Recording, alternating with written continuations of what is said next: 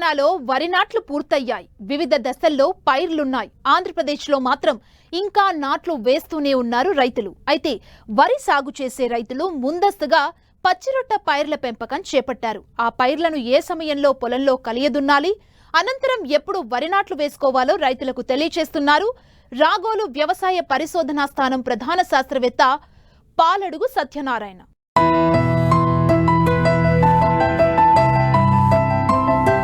అధునాతన వ్యవసాయంలో మితిమీరిన రసాయన ఎరువులు వాడడం వల్ల పసిడి పంటలు పండే భూములు సహజ శక్తిని కోల్పోతున్నాయి, సాగుకు యోగ్యం కాకుండా తయారవుతున్నాయి. ముఖ్యంగా భూమిలో స్వతహాగా లభ్యమయ్యే పోషకాల్లో అసమానతలు ఏర్పడి పంటలో సూక్ష్మ పోషకాల లోపాలు బయటపడుతున్నాయి.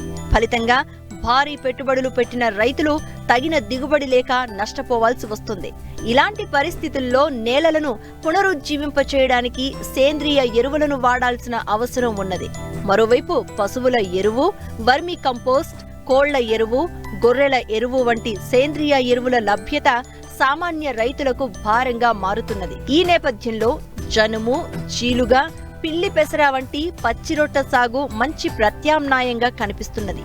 ఈ పంటలను పొలాలలో పెంచి నేలలోనే కలియదున్నడం వల్ల భూసారం పెరుగుతుంది. కలుపు నివారణతో పాటు అధిక దిగుబడులను పొందేందుకు ఆస్కారం ఉంది. అందుకే చాలా మంది రైతులు వరి సాగుకు ముందు పచ్చిరొట్ట పైర్లను సాగు చేస్తారు. అయితే వాటిని ఎప్పుడు పొలంలో కలియదున్నాలి, వాటి వల్ల ఎలాంటి ఉపయోగాలు ఉన్నాయో తెలియచేస్తున్నారు శ్రీకాకుళం జిల్లా రాగోలు వ్యవసాయ పరిశోధనా స్థానం ప్రధాన శాస్త్రవేత్త పాలడుగు సత్యనారాయణ. మనకు తెలుసు వరి అన్నది ప్రధానమైనటువంటి ఆహార పంటగా మన రాష్ట్రంలో సాగు చేస్తున్నప్పుడు ముఖ్యంగా ఉత్తర కోస్తా జిల్లాలతో పాటు అటు కృష్ణా, గుంటూరు, గోదావరి డెల్టా ఇతర ప్రాంతాల్లో కూడా దాదాపు సార్వా సీజన్లో 14 నుంచి 15 లక్షల హెక్టేర్లు వరి సాగు చేస్తున్నాం. అలాగే దావలో చూసినట్టయితే 6 నుంచి 8 లక్షల హెక్టేర్ల మధ్య వరి సాగు చేస్తున్నాం. చాలా కాలం నుంచి వరి సాగు చేస్తున్నప్పుడు దాదాపు 70, 80, 100 సంవత్సరాల నుంచి కూడా వరి సాగు చేస్తున్నటువంటి భూమి మన ముఖ్యంగా గోదావరి డెల్టా కానీ ఇతర ప్రాంతాలు ఉన్నాయి. ఈ సాంప్రదాయకంగా వరి వేస్తున్నప్పుడు మనకి ఈ భూసారం అన్నది గణనీయంగా తగ్గిపోయి మనకు అనేక సమస్యలు కూడా ఇటీవల కాలం మనం చూస్తున్నాం.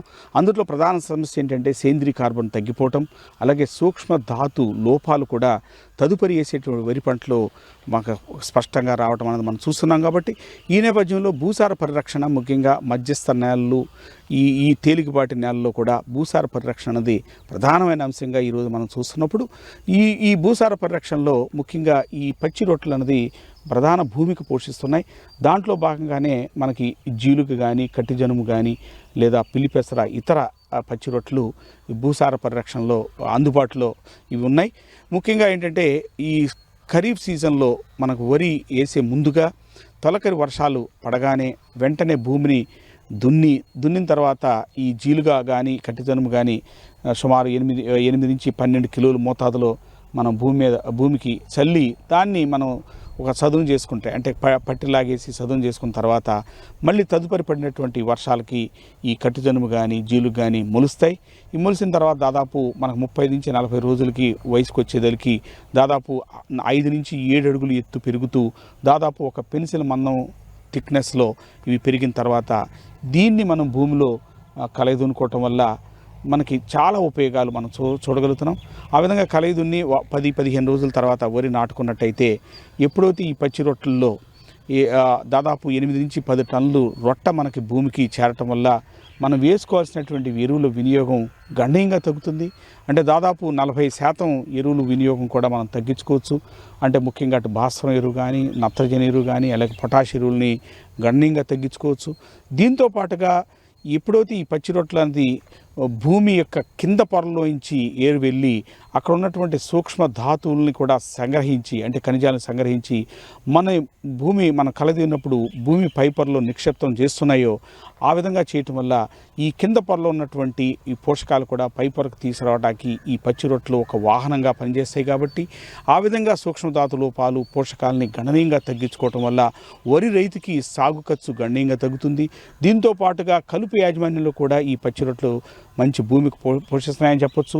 మనం విత్తనం వేయగానే జీలుగుతో పాటు కలుపు మొక్క గింజలు కూడా మొలుస్తాయి. వీటన్నిటిని కూడా కలయితుండటం వల్ల కలుపు కూడా గణనీయంగా తగ్గి మనకి సాగు ఖర్చు కూడా గణనీయంగా తగ్గుతుంది. అంటే రసాయనిక ఎరువులు, కలుపు మందులు వాడకం తగ్గుతుంది. అలాగే లేబర్ కూడా ఖర్చు కూడా గణనీయంగా తగ్గుతుందని చెప్పొచ్చు.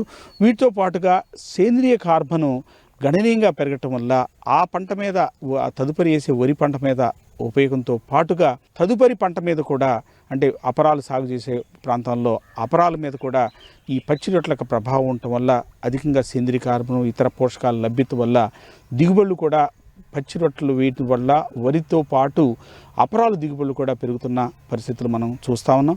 క్రమశిక్షణతో వ్యవసాయం చేస్తూ భూసార పరీక్షణ ముఖ్యంగా పచ్చి రొట్టెల ద్వారా వ్యవసాయం చేసినట్టయితే మన భూమి సారవంతం అవుతుంది. అలాగే సాగు ఖర్చు గణనీయంగా తగ్గుతుంది. ప్రతి రైతు ఎక్కడ అవకాశం ఉంటే అక్కడ ఈ విధంగా పచ్చి రొట్టెలు వేసుకుని దాని ఖరీదుని తదుపరి వరి సాగు చేసుకున్నట్టయితే రైతుకి అలాగే మన నేల తల్లికి మనం మేలు చేసిన వాళ్ళం అవుతాం.